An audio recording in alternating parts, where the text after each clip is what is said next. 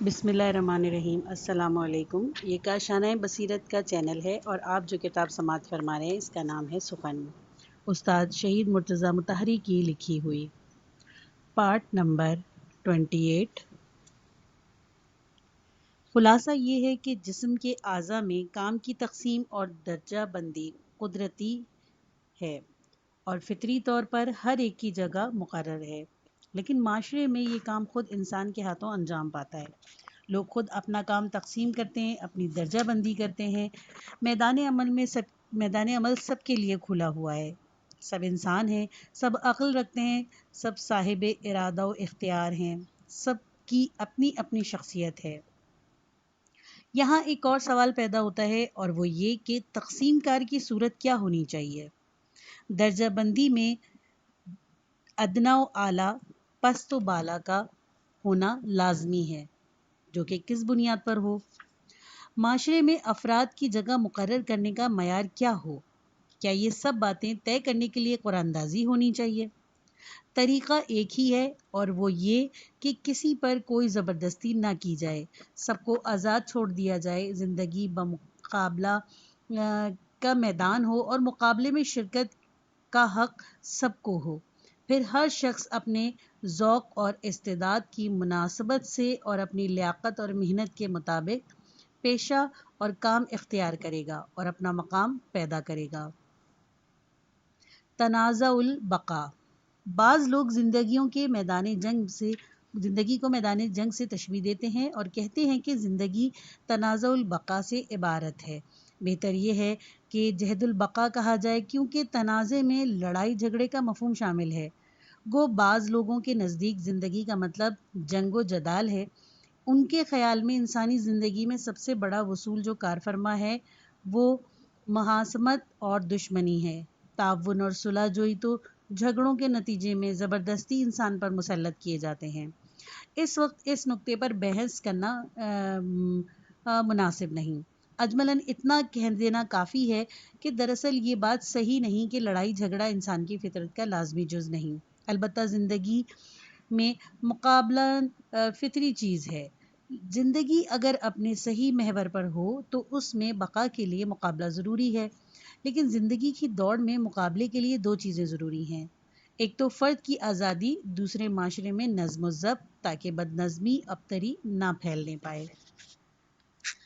اس مقابلے کی مزید وضاحت ضروری ہے۔ کسی جسمانی مقابلے کا خیال کیجیے، مثلاً کشتی کا مقابلہ، دوڑ کا مقابلہ یا وزن اٹھانے کا مقابلہ۔ ان مقابلوں میں تمغے ملتے ہیں، انعامات ملتے ہیں، عزت اور مقبولیت حاصل ہوتی ہے۔ یہ انعام کس کو ملتے ہیں؟ اس کو جس کے مقابلے میں بہتر کارکردگی ہو۔ پیدائش کے دن سے تو کسی کے ماتھے پر نہیں لکھا ہوتا کہ اس کو وکٹری اسٹینڈ پر کھڑے ہونے کا حق ہے اور کسی اور کو حق نہیں ہے، بلکہ مقابلے میں سب کو شرکت کا حق ہوتا ہے۔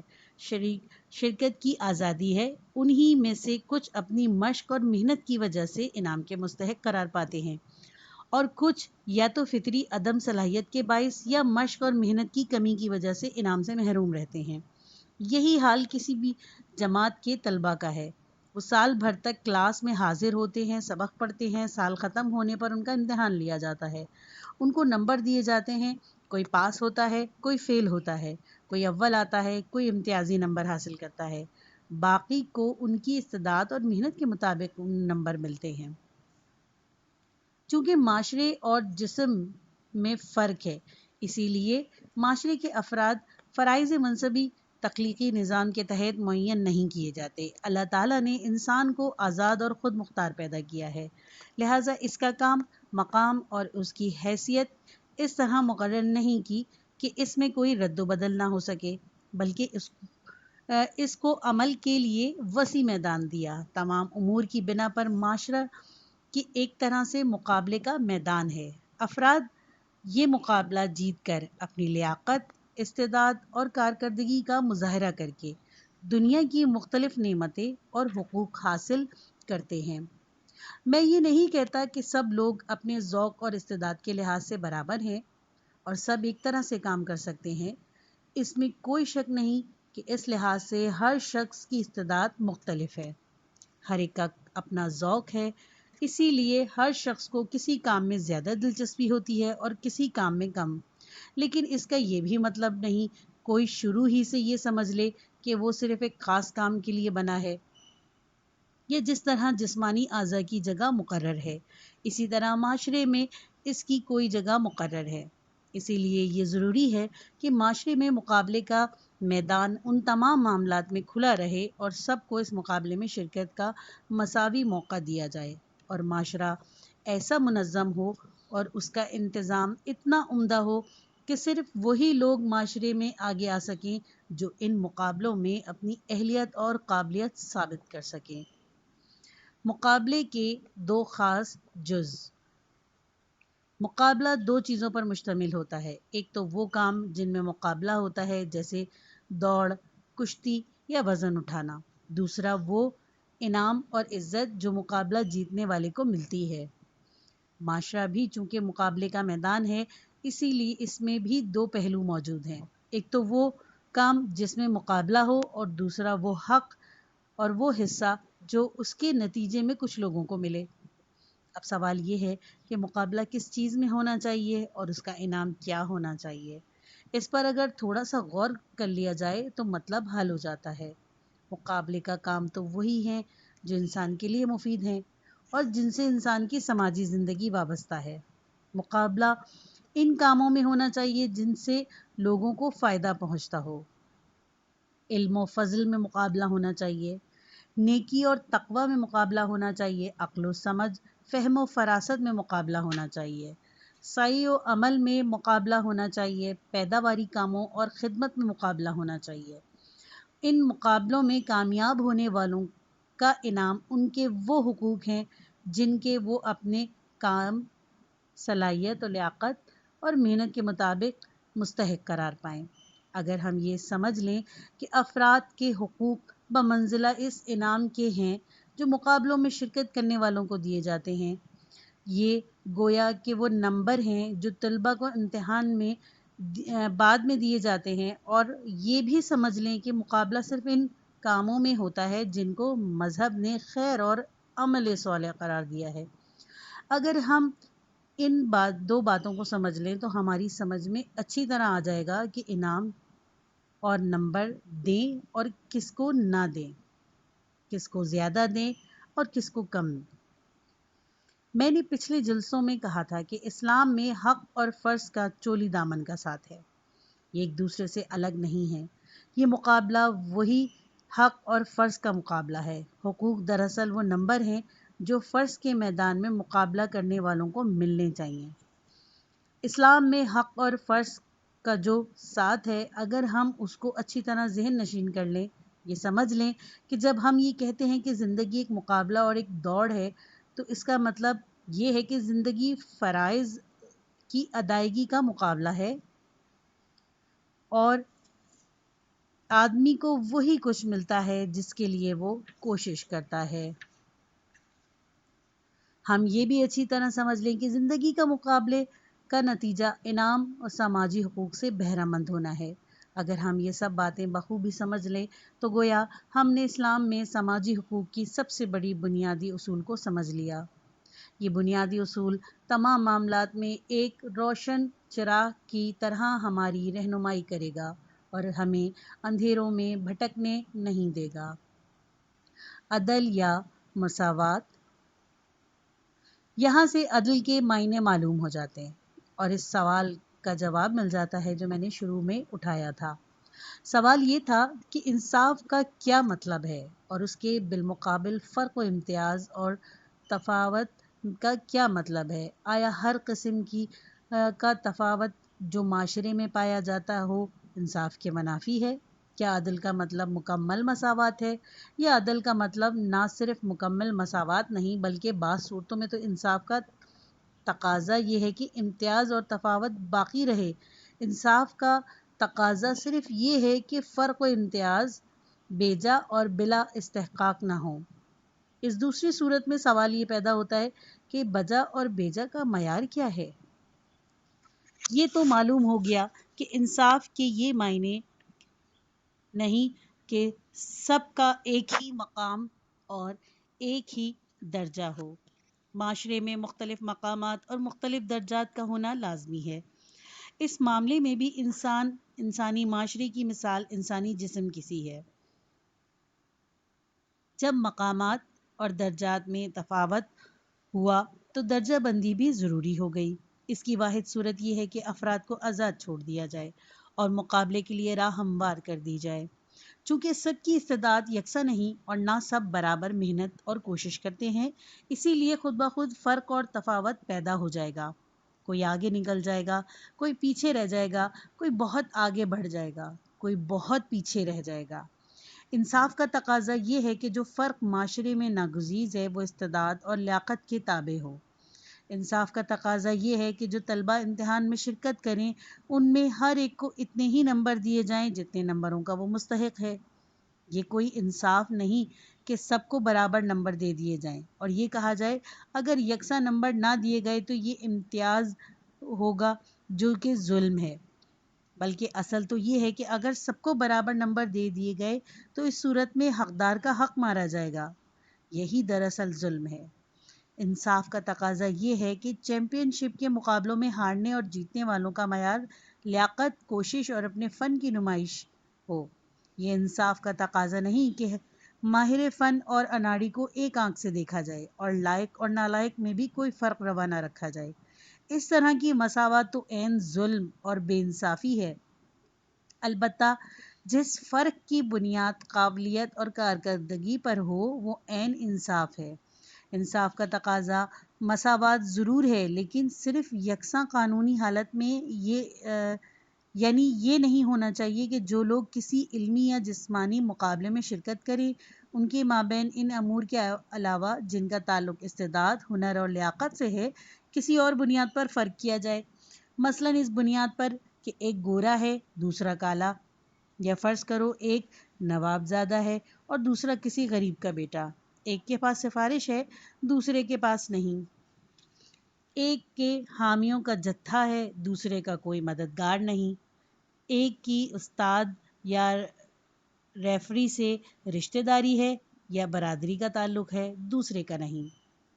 یہ ہیں وہ باتیں جن کو کامیابی یا ناکامی میں دخل نہیں ہونا چاہیے، کیونکہ یہ وہ امور ہیں جن کا تعلق قابلیت، استعداد، کارگزاری اور کوشش سے نہیں ہے۔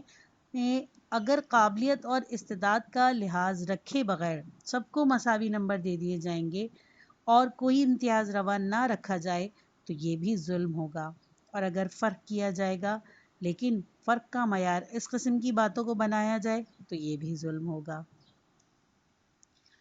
یہ فرق ہے وجہ اور بیجا تفاوت میں اور روا اور ناروا امتیاز میں، اور یہی معنی ہے اس فقرے کے، یعنی انصاف یہ ہے کہ حقدار کو اس کا صحیح حق دیا جائے، اور یہی مطلب ہے امیر المومنین علیہ السلام کے اس قول کا جس میں آپ نے فرمایا ہر چیز کو اپنی صحیح جگہ پر رکھنا ہے، ہر چیز کو اپنی صحیح جگہ پر رکھتا ہے۔ یہ نہیں فرمایا کہ عدل سب کو ایک ہی درجہ اور مرتبے میں رکھتا ہے اور سب کو بلا امتیاز ایک ہی صف میں کھڑا کر دیتا ہے۔ انصاف یہ ہے کہ اجتماعی امور میں سماجی حقوق اور سماجی فوائد حاصل کرنے کے لیے کہ ایک مکمل مقابلے کی صورت پیدا کی جائے اور اس پر عمل ہو۔ مساوات اور سب کو ایک آنکھ سے دیکھنے کا مطلب بھی یہی ہے کہ کام میں ذاتیات کا سوال قطعاً نہ ہو، شخصی اور طبقاتی فرق کا لحاظ نہ کیا جائے اور سب کو برابر سمجھا جائے۔ نبی اکرم صلی اللہ علیہ وآلہ وسلم نے فرمایا لوگوں کی مثال کنگھی کے دانوں کی سی ہے، یعنی سب برابر ہیں۔ یا آپ نے فرمایا تمہارا پروردگار ایک ہے، تم ایک ہی باپ کی اولاد ہو، تم سب اولاد آدم ہو اور آدم مٹی سے پیدا کیے گئے تھے۔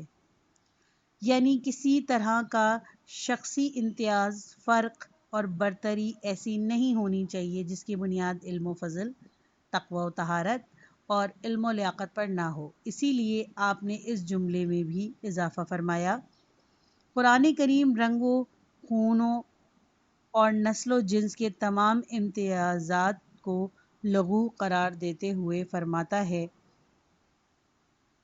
ہم نے تم کو ایک مرد اور ایک عورت سے پیدا کیا اور پہچان کے لیے قوموں اور قبیلوں میں تقسیم کیا۔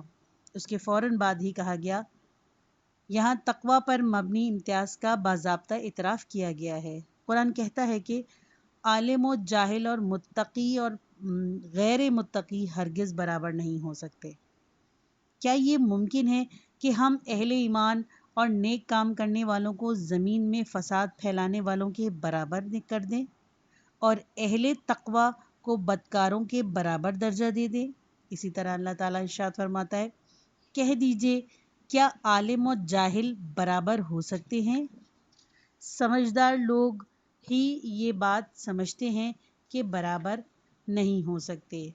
ایک اور جگہ اللہ تعالیٰ ارشاد فرماتا ہے، گھر میں بیٹھے ہوئے لوگوں کے مقابلے میں اللہ نے جہاد کرنے والوں کو اپنے فضل سے بڑا اجر دیا ہے۔ سورہ زخرف میں ارشاد ربانی ہے، کیا وہ لوگ آپ کے پروردگار کی رحمت کو تقسیم کرتے ہیں؟ یہ تو ہم نے دنیا جہان کی نعمتیں ان لوگوں میں اس دنیاوی زندگی میں تقسیم کی ہیں اور ان میں سے کچھ کو بعض دوسروں سے بڑھ کر بنایا ہے، اور یہی فرق اس کا باعث ہو کہ لوگ ایک دوسرے سے کام لے سکیں اور زندگی کا سماجی نظام استوار رہے۔ اہلیت کے لحاظ سے افراد میں فرق۔ افراد کی صلاحیت میں قدرتی فرق تخلیق کا شاہکار ہے، خصوصاً اگر یہ بات نظر میں رکھی جائے کہ اگر کسی کو ایک لحاظ سے امتیاز اور تفوق حاصل ہے تو کسی کو دوسرے لحاظ سے۔ نتیجہ یہ ہے کہ سب ایک دوسرے کے کام آتے ہیں اور سب کو ایک دوسرے کی ضرورت ہے۔ دنیا کے ترقی یافتہ معاشروں میں کی کوشش یہ ہے کہ عدل و مساوات کا قیام ہو۔ اس کام میں ان کو جتنی بھی کامیابی ہوئی ہے اس کی یہ صورت نہیں ہے کہ اہل اور نااہل، ہوشیار اور احمق، مستعد اور کاہل، ہونہار اور اناڑی، دیانتدار اور بددیانت، خدمتگار اور خائن میں عدل اور مساوات کے نام پر امتیاز نہ کیا جائے۔ ان میں امتیاز نہ کرنا انصاف نہیں بلکہ ظلم ہوگا۔ حقیقی مساوات۔ مساوات یہ ہے کہ سب کو مساوی مواقع فراہم کیے جائیں۔ ترقی کا میدان سب کے لیے بطور یکساں کھلا رہے۔ راہ سب کے لیے ہموار ہو تاکہ اگر کوئی ہمت کرے تو وہ چاہے کہیں بھی ہو اور اس کا کسی بھی طبقے سے تعلق کیوں نہ ہو، وہ اس مقام تک پہنچے جس کا وہ اپنی اہلیت اور قابلیت اور محنت کے مطابق حقدار ہے۔ اس پر بھی اگر کوئی کوتاہی کرے تو نتیجتاً خود ذمہ داری خود اس پر ہے۔ مثلاً تعلیم حاصل کرنے کا موقع ہر شخص کے لیے فراہم ہونا چاہیے تاکہ سب اسکول جا سکیں۔ اعلیٰ تعلیم کا موقع بھی سب کے لیے فراہم ہو، یہ نہ ہو کہ ایک کے لیے تو تعلیم حاصل کرنے کی سہولت ہو اور دوسرے کے لیے نہ ہو، ایک اعلیٰ تعلیم حاصل کر سکے اور دوسرا نہ کر سکے۔ سب کے لیے بطور مساوی اس طرح کا موقع ہونا چاہیے کہ کسی دور دراز علاقے کے کسان کا بچہ بھی اپنی علمی اور اجتماعی صلاحیت کو بروئے کار لا سکے۔ اس کے لیے بھی ایسے ہی وسائل موجود ہوں کہ وہ درجہ بدرجہ ترقی کر سکے، مثلاً کسی مضمون میں تحزظ کے ذریعے کے درجے تک پہنچ جائے اور اگر اس میں ضروری قابلیت ہو تو مثلاً وزیر بھی بن جائے۔ بیجا فرق و امتیاز کا مطلب یہ ہے کہ سب کے لیے کام کرنے کا مساوی موقع موجود نہ ہو، ایک کے لیے ترقی کرنا ممکن ہو اور دوسرے کے لیے نہ ہو، ایک نیچے رہنے پر مجبور ہو اور دوسرے کو اس کی نالائقی کے باوجود ہاتھ پکڑ کر کرسی وزارت و صدارت پر بٹھا دیا جائے۔ معاشرے کی حالت ایسی نہیں ہونی چاہیے کہ جب کسی وقت افراتفری پیدا ہو تو اس وقت علم و ہنر کی قدر معلوم ہو، اس وقت عقل مند دیہاتی کے بچے وزارت تک پہنچ جائیں، کم عقل وزیر کے بچے بھیک مانگنے چل دیں۔ حقیقت یہ ہے کہ منصفانہ اور متوازن معاشرہ وہی ہے جس میں مساوات کا قانون حکم فرما ہو، جس میں سب کے لیے مساوی مواقع موجود ہوں، جس میں افراد کے ساتھ ایک جیسا سلوک نہ کیا جاتا ہو، عملاً علمی اور جسمانی مقابلہ ہوتا رہے۔ ایسے معاشرے کی ہمیشہ یہ کیفیت ہونی چاہیے کہ دیہاتوں کے ایسے بچے جن میں اہلیت اور استعداد ہو اعلیٰ ترین مناصب تک پہنچ سکیں، اور اعلیٰ عہدیداروں کے کم عقل بچے پیچھے رہ جائیں اور ناکام ہوں۔ حسب فرمان رسول اکرم صلی اللہ علیہ وآلہ وسلم ایسے معاشرے میں سب افراد مساوی مواقع کے لحاظ سے کنگھی کے دانوں کی مانند ہوں، اور اعزاز حاصل کرنے کے لحاظ سے اس آیت کریمہ کا مصداق ہو۔ یہ سب کچھ ایک عام معمول ہونا چاہیے۔ کیا صدر اسلام میں ایسا نہیں ہوتا تھا؟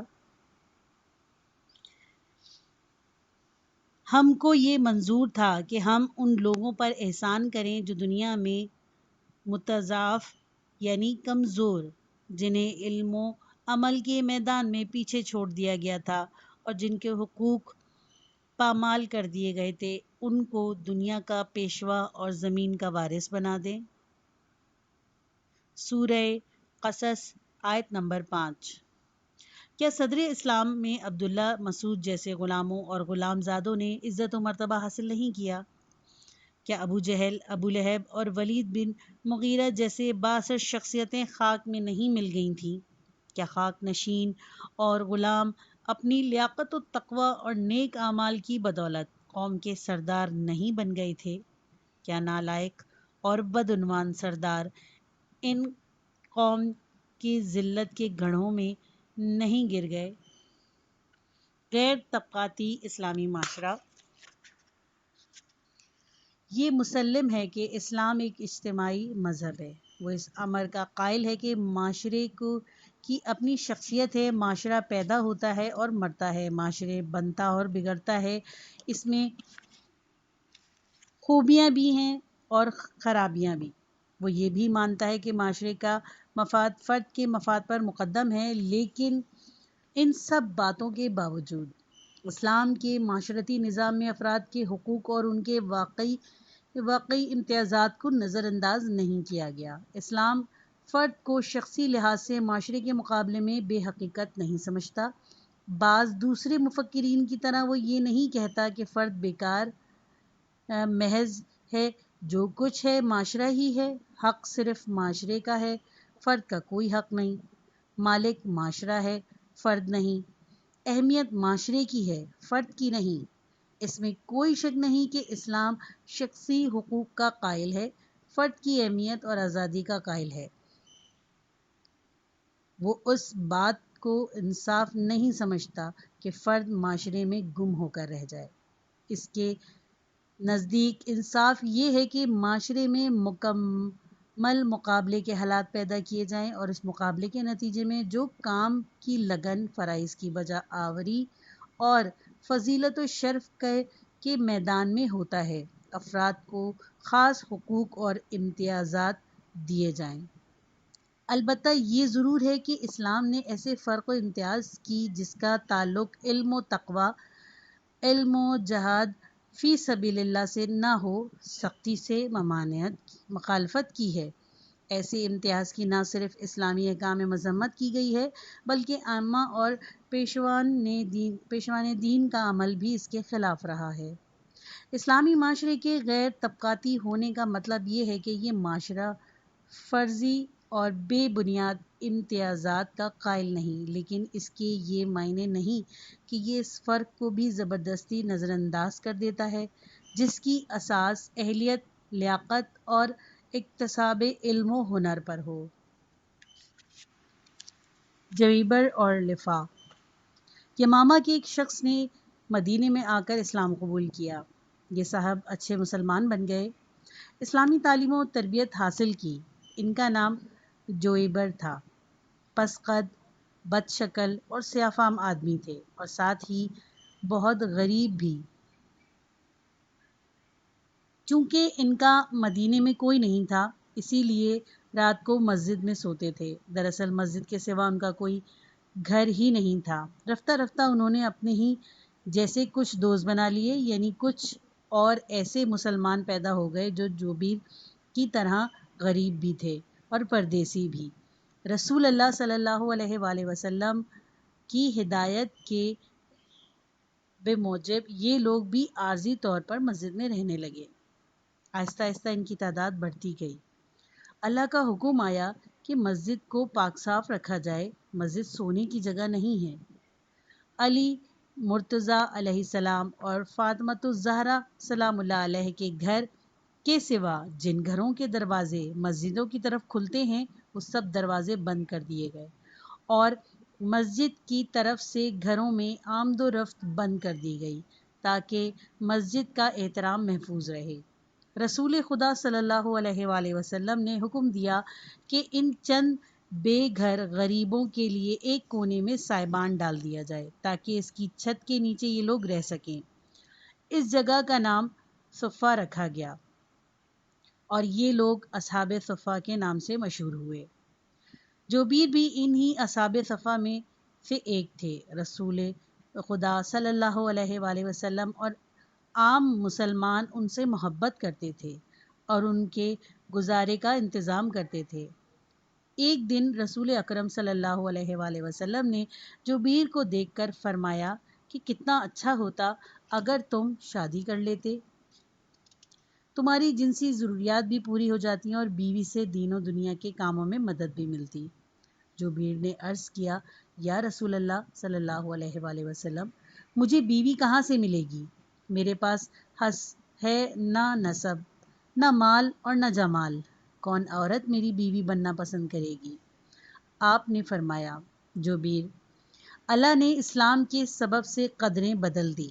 بہت سی چیزیں جو دور جاہلیت میں بیش قیمت تھیں کم قیمت رہ گئیں۔ بہت سے لوگ جاہلیت کے غلط نظام میں محترم سمجھے جاتے تھے، اسلام نے ان کی وقت کم کر دی، اور بہت سے لوگ جو جاہلیت میں حقارت کی نگاہ سے دیکھے جاتے تھے، اسلام نے ان کو سر بلند کر دیا۔ آج سب لوگ گورے کالے، قریشی عربی عجمی فرزندان آدم ہیں اور آدم کو اللہ نے مٹی سے پیدا کیا۔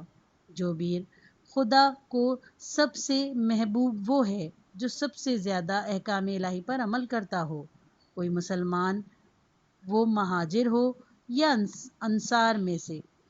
انصاری تم سے بہتر نہیں ہو سکتا مگر تقوی کی بدولت۔ پھر فرمایا، جاؤ زیاد بن لبید انصاری کے گھر جا کر ان سے کہو کہ رسول اللہ صلی اللہ علیہ وآلہ وسلم نے مجھے آپ کے پاس آپ کی لڑکی زلفا کے رشتے کے لیے بھیجا ہے۔ جوبیر رسول اللہ صلی اللہ علیہ وآلہ وسلم کے حکم کے مطابق زیاد بن لبید کے گھر گئے۔ زیاد انصاری تھے اور اہل مدینہ میں محترم شمار ہوتے تھے۔ جب جوبیر پہنچے تو زیاد کے کئی رشتہ دار ان کے گھر جمع تھے۔ جوبیر اجازت لے کر اندر گئے اور وہاں بیٹھ کر زیاد سے مخاطب ہو کر کہا، میں رسول اللہ صلی اللہ علیہ وآلہ وسلم کی طرف سے ایک پیغام لایا ہوں، آپ کہیں تو سب کے سامنے کہہ دوں یا پھر تنہائی میں کہوں؟ زیاد نے کہا، ایسی کیا بات ہے، سب کے سامنے کہو۔ جوبیر نے کہا، مجھے رسول اللہ صلی اللہ علیہ وآلہ وسلم نے بھیجا ہے تاکہ میں اپنے لیے آپ کی لڑکی زلفا کا رشتہ مانگوں۔ آپ کیا کہتے ہیں؟ آپ جو جواب دیں میں رسول اللہ سے جا کر کہہ دوں۔ زیاد نے حیرت سے پوچھا، کیا واقعی رسول اللہ صلی اللہ علیہ وآلہ وسلم نے رشتے کے لیے بھیجا ہے؟ جی ہاں، رسول اللہ صلی اللہ علیہ وآلہ وسلم نے بھیجا ہے۔ اب میں رسول اللہ صلی اللہ علیہ وآلہ وسلم پر بہتان باندھنے سے رہا۔ جوبیر نے جواب دیا۔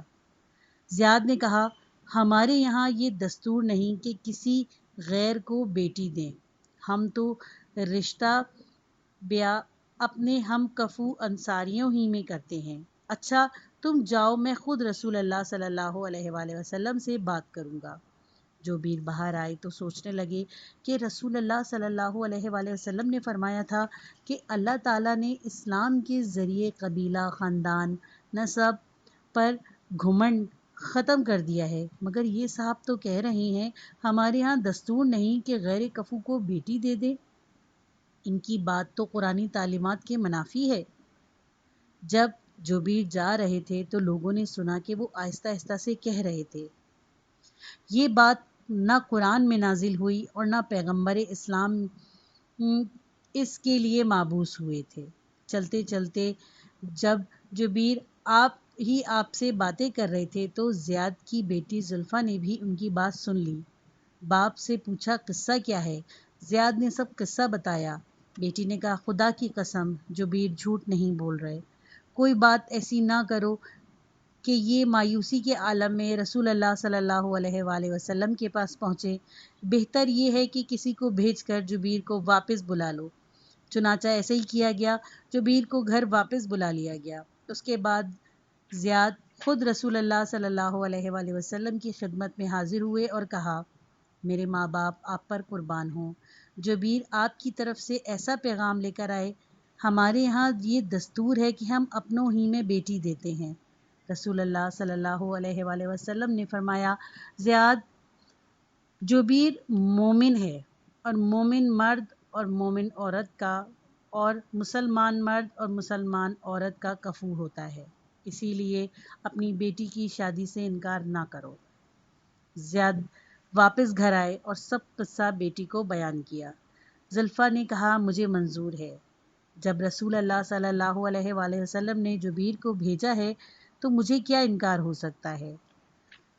ज़ियाद जुबीर का हाथ पकड़कर अपने रिश्तेदारों के पास ले गए और सुन्नत के मुताबिक अपनी बेटी का निकाह इस्या फार्म से कर दिया। चूँकि जुबीर का अपना घर नहीं था, ज़ियाद ने ही एक मकान का इंतज़ाम करके उसको ज़रूरी सामान से सजा दिया, बेटी को जहेज़ दिया, वो उसके शौहर के घर भिजवा दिया। 2 जोड़ों कपड़ों के जुबीर के लिए भी तैयार किए। जब जुबीर इस शान से दुल्हन के कमरे में पहुँचे तो बारगाहे अहदियत की निस्बत जिसने उनकी इतनी कदर अफजाई की थी, तशक्कुर और इत्मीनान के जज्बात उनकी रूह से सरशार हो गए। शुक्र और सिपासगुजारी का जज्बा इतना शदीद था कि वो घर के कोने में जाकर सुबह तक अपने अल्लाह से राज़ो न्याज और शुक्र और सिपास में मशगूल रहे। जब देखा तो सुबह हो चुकी थी। उस रोज़ शुक्राने के तौर पर रोज़ा रख लिया। 3 दिन 3 रातें इस रूहानी वजद और सुरूर की कैफियत में गुजर गए। रफ्ता रफ्ता दुल्हनवार के मैके वालों को तशवीश पैदा हुई कि कहीं खुदा न ख्वास्ता ऐसा तो नहीं कि इस शख्स को बीवी की ज़रूरत ही ना हो। जब इस मामले की इत्तला रसूल अल्लाह सल्लल्लाहु अलैहि वसल्लम को दी गई तो आपने जुबीर को बुलाकर उनसे माजरा पूछा। जुबीर ने कहा, या रसूल अल्लाह सल्लल्लाहु अलैहि वसल्लम, जब मैं इस घर में गया और वहाँ का सामान देखा और ये देखा कि खूबसूरत लड़की भी मौजूद है और ये सब चीज़ें मेरी अपनी हैं, तो मुझे ख्याल आया कि मैं तो गरीब और इस शहर में परदेसी था। ये सब अल्लाह की देन है, उसका फजल है जो उसने इस्लाम की वजह से मुझ पर किया। इस पर मेरा दिल चाहा कि मैं उसकी नेमत का शुक्र अदा करने के लिए रात इबादत में गुजार दूं। अगले दिन मैंने शुक्राने का रोज़ा रख लिया। 3 दिन इसी हालत में गुजर गए। रात को इबादत करता और दिन में रोज़ा रखता। अब अलबत्ता मैं अपनी बीवी के पास जाऊंगा।